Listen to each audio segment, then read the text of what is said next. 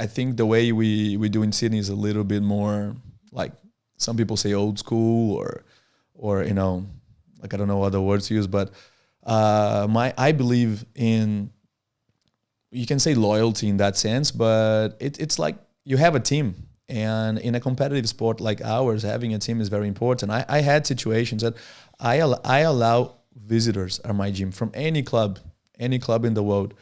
And I encourage my students to visit other clubs as well when they're traveling, when they are anywhere. You know, like I actually recommend clubs when they travel in Australia or overseas.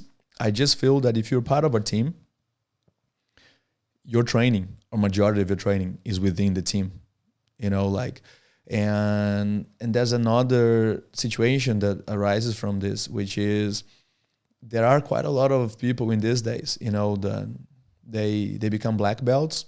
And if, for example, when you ask me, you know, where my jiu-jitsu, where I started or what is my lineage, and I say I'm a black belt under Paulo Guimarães. I was graded under him. I trained under him. I've learned jiu-jitsu under Paulo Guimarães. A lot of people in these days, because they float here and there, they are self-made. They learn jiu-jitsu by themselves. Nobody taught them, you know. And I feel that if there is one thing that I want from my students, it's, I hope, and a few of them are actually getting better than me, and they will be hopefully by far better than me.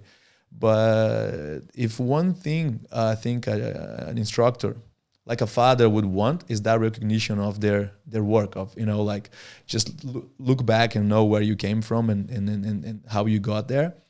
I think it's a very good lesson as well for people to learn, you know, that jiu-jitsu is an individual sport, but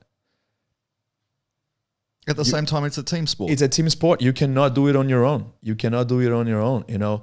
And one last thing on this is that I had this thing about training with your team, and I allow visitors, but if you are from another team and you come to Legacy, for example, to train on a part-time, full-time basis, which I had situations like that. I had a student that they used to come from far away, you know, like and his dad is my friend, and said, oh man, my son, you know, is going to Sydney. Can you train at your academy? And he was there every week, sometimes twice a week, and, you know, great guy, like great for training, but we are a competition team as well. And at comps, you know, like this student will be with his team there on the side that will competing against our team. And a few of my students came to me and said, Thiago, you know, like, all right, you know, like you let the guy come train with us, but now he's there with all the guys that are going to compete against us, and he's been in our team within our training that we're preparing for this tournament. So, you know, it's